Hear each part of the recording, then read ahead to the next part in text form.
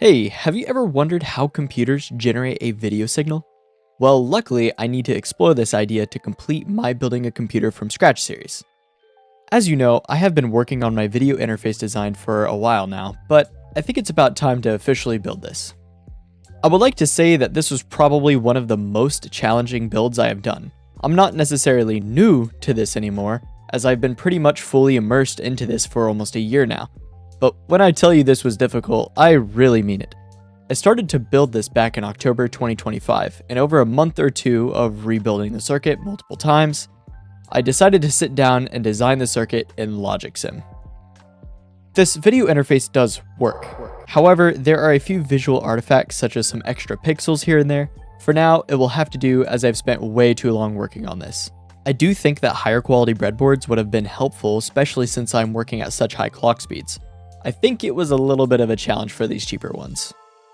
I do want you all to be aware that this will certainly not be the absolute final product, but I just wanted to get things working for now. Here, look at this. What does this say? Hello world. See? It's fine, just not perfect. Before we get started, I do have a message from this video sponsor, Ivan PCB. If you are in need of a PCB, Ivan is still running a great promotion. If you are new to Ivan, you are likely eligible for $60 in PCB prototyping credit. With these discounts applied, your prototype can be as little as $1. Now you may be asking, how easy is it to get this $1 PCB? Well, let me show you. First, you need to follow the link in the description to get your discount. You will then click on the Get Your Welcome Credits button. The next thing you'll need to do is create your account. I like to use the Sign In with Google feature, but you can create an account the more traditional way as well. From here, it is pretty simple. If we scroll down, we can see a good range of options. We're looking for this option right here, called PCB Prototype. If you're wanting to avoid soldering, then you can select PCB Assembly. Just note that your PCB will likely not be $1 if you select this option.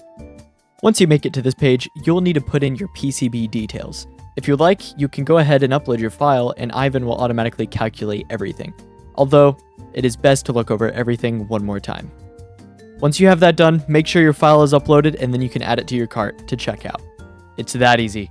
Just a reminder to use my creator link in the description below.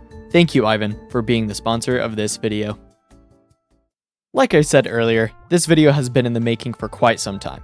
I had originally made this circuit using 3 breadboards. 2 of these breadboards were for horizontal and vertical timings, and the last breadboard was for the data input. This was really a perfect outcome, only 3 boards and about 13 ICs. Not many wires were needed, and it looked very clean and honestly perfect. But unfortunately, hours and hours of troubleshooting and rebuilding has led me to the conclusion that it wasn't me, but rather the schematics I was following. Props to the person who made this and had this working. They mentioned that the VSeek pulse timing was a little off, but it wasn't an issue with their monitors. I wasn't so fortunate. I figured that instead of troubleshooting theirs, it would be more beneficial for me just to make my own. So now comes the design phase. I'm going to keep this short and sweet just because I already made a video dedicated to this process, and you can find it on my YouTube channel. It's appropriately titled, Designing My Video Interface. The first thing that we'll see when it comes to this design is that there are many more ICs, specifically 27, which is more than double the original amount. What is important is that it works. The idea is that I have 2 sets of counters. The first counter can count up to 12 total bits, but we cut it off at 10 bits, specifically the decimal number 528. Every time that the first counter makes it to 528, it will send 1 clock pulse to the other counter. This counter will count to 628. These are our horizontal and vertical timers. The horizontal keeps track of where we are left to right, and our vertical keeps track of where we are up and down. Simply, how this circuit works is we write all of the pixels left and right on one line, and then we move down and do that exact same thing, left to right. Something that I sort of left out in the other video is how exactly is video data going to get to the screen. The data is going to be in select RAM addresses. I mentioned in the other video that I wanted to keep native 400 by 300 resolution, and in order to do this, I need to make the video interface output only black and white. The struggle isn't the resolution, but rather the black and white. It may sound easier to have black and white, but there are even more timing issues. Somehow, I need to serialize each RAM address. For this circuit, that just means I need to take 16 bits of data and convert it into a chain of 16 1-bit numbers, where each bit is 1 pixel on the screen, 0 being a black pixel and white being 1. I can serialize this data in many ways, but the path I settled on was to go with shift registers. Honestly, I felt really confident while building this circuit, mainly because everything was hand designed and the math was pretty much perfect. The first thing that I assembled was the horizontal timing. I ended up programming an Arduino Mega to test this to make sure it worked. Unfortunately, I forgot to record this process, but you'll just have to trust me. I set up the Arduino so that I could pulse the clock however many times I wanted, that being 100, 400, 425, just to make sure everything was working. I connected it up to LEDs and you can see each bit turn on. It was pretty neat. Once I concluded that this circuit worked fine, I moved on to the vertical timing circuit.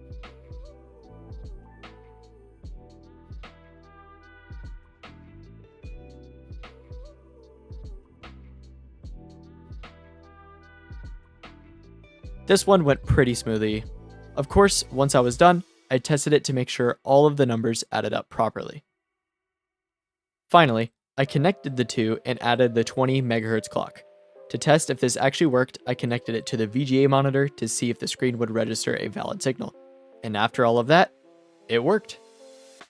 What is pretty neat is that I can connect the RGB pins from the VGA to the horizontal and vertical timing to see some flash of colors on the VGA monitor. Although it is quite boring, you can see some cool lines here. As you can see right here, I tried my best to recreate the no video signal background. Once I had both the H-Sync and the V-Sync working correctly, it was about time to get some real data to pop up on this screen. This is where I would start running into more issues. After I had built the shift register section and ran some tests, I saw some notable issues. First of all, my timing was somehow wrong again. I'm unsure on how exactly that was the case, but also my data was not stable. I couldn't get anything real to display on the monitor, and things would be a little off with timing and such.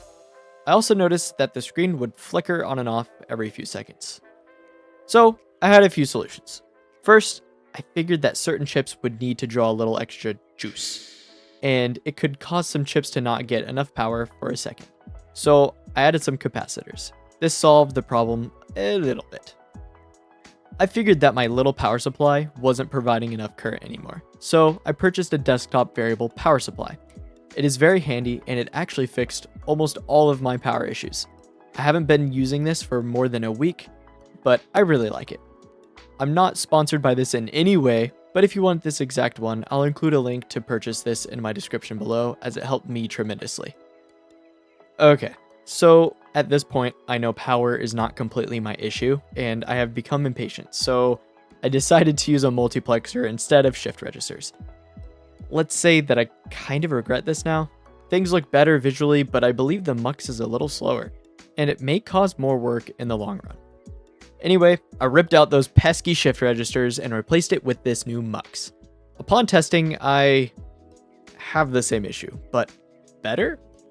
I noticed that there was basically no difference. However, I was doing some testing and I noticed that my addressing was not super neat, and I am going to figure out how to fix this.